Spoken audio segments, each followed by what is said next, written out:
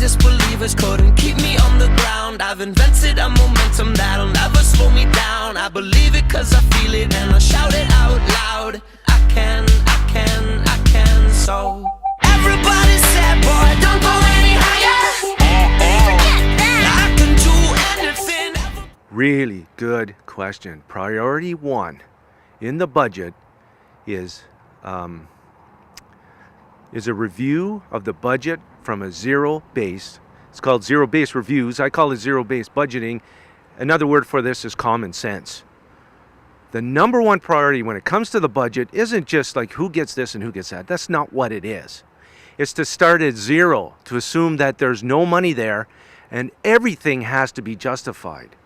If you don't do that, you're starting at a point of last year or last term and saying, you know, everything's just fine. Let's not pull the covers back. Let's just look at variances.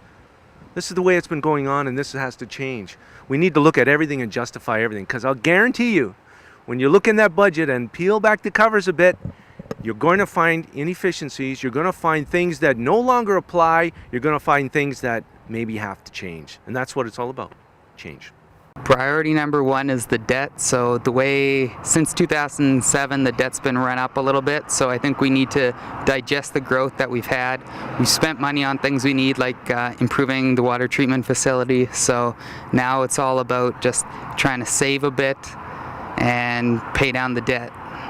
I think we have to make smart choices with our money. If we can be more effective and efficient in the investments that we do make, if we can leverage tax dollars within the areas that are underdeveloped, underutilized, we'll increase our revenue and maintain our budget, or keep our budget low by being more efficient and effective with it, making smart choices. So I think we can continue to grow forward in a very responsible and sustainable way. It's important that we maintain affordability in our community for families, for individuals, at all income levels.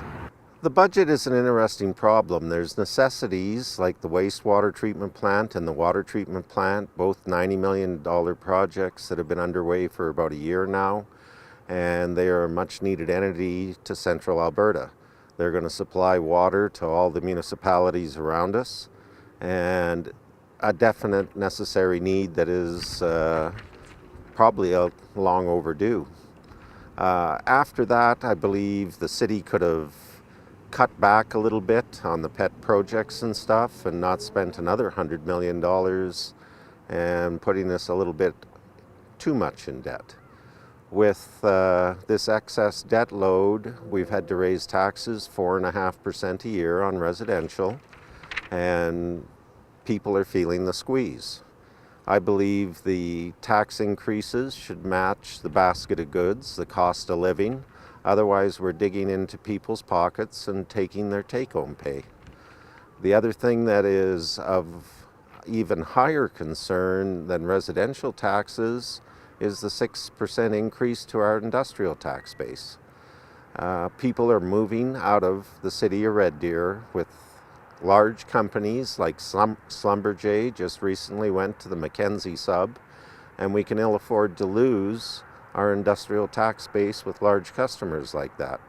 We lose too much of our tax base to the county, to Black Falls, Lacombe, Sylvan. We are going to be in trouble and residential taxes will take off. There's no other way to be able to afford the services that an expanding city needs and requires. I think when it comes to budgeting, we are still in a time of economic recovery.